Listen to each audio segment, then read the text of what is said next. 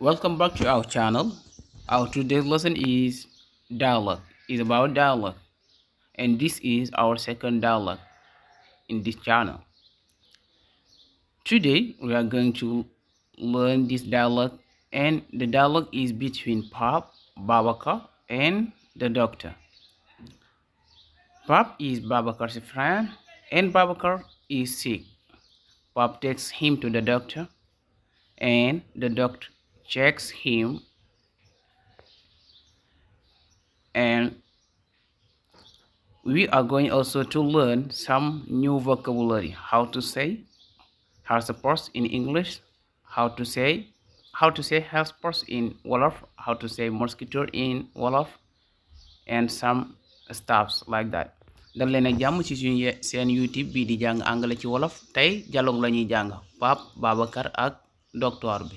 danañ jàng ci mit ay vocabulaire yu bees nu ñu waxee poste de santé. aw let's go. Pap mooy wax mu ne Babacar how are you. Babacar how are you. moom mooy Babacar na nga def. Babacar how are you. Babacar na nga def.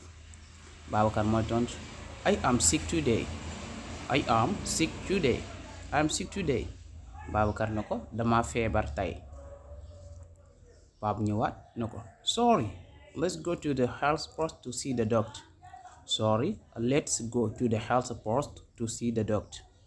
Sorry, let's go to the health post to see the doctor. Pap moo ko wax lool mu ne ko massa donc sorry moom mooy massa nañu dem ci poste de santé bi ngir ñi gis docteur bi. Sorry moom mooy massa. At the doctor, at the doctor, at the doctor. Chez le docteur wala mu nekk ci poste de santé bi wala hôpital ba tey. Docteur ok Babacar ñëw na ko how are you doctor. How are you doctor. How are you doctor. na nga def docteur. Docteur bi répond na ko I am fine. What's wrong with you. I am fine. What's wrong with you. What's wrong maanaam what is wrong with you. Docteur bi na ko maa ngi fi lu la jot. lu la jot what's wrong with you mooy lu la jot. Babacar na ko I am not feeling well. I have a fever. I didn't sleep well last night. I am not feeling well. I have a fever. I didn't sleep well last night. Babacar na ko sama yaram neexut donc I am not feeling well mooy sama yaram neexut sama yaram dafa tàng biig ci guddi nelawuma dara nelawuma bu baax. Docteur bi na ko come closer. Come closer. It's true. donc bam na ko come closer mu xool ko na ko it's true you are sick. You have malaria.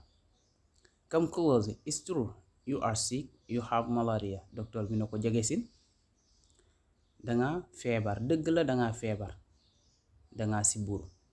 bam ko xoolee ba pare la ko Babacar na ko what should I do. What should I do now. What should I do now. What should I do now. Babacar na ko lan laa war a def léegi. What should I do now. Docteur bi na ko I will write you a prescription but I advise you to sleep under a mosquito net. Docteur bi na ko dinaa la bindal ordonnance waaye dama lay digal ngay fanaan ci sànke.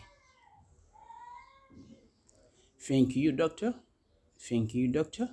Thank you moom mooy jërëjëf donc bu la nit ki defalee dara ba pare nga ne ko thank you. waaw thank you moom mooy jërëjëf. Babacar na ko thank you doctor. Thank you doctor. jërëjëf docteur. Thank you moom mooy jërëjëf. Docteur bi na ko you are welcome. You welcome. You are welcome wala nga ne you welcome. Docteur bi na ko you welcome. Come back in 1 week. Come back in 1 week. mu ne ko amul solo ñëwaatal fii ak benn semaine donc you welcome moom mooy amul solo. Babacar na ko ok see you later. Ok see you later.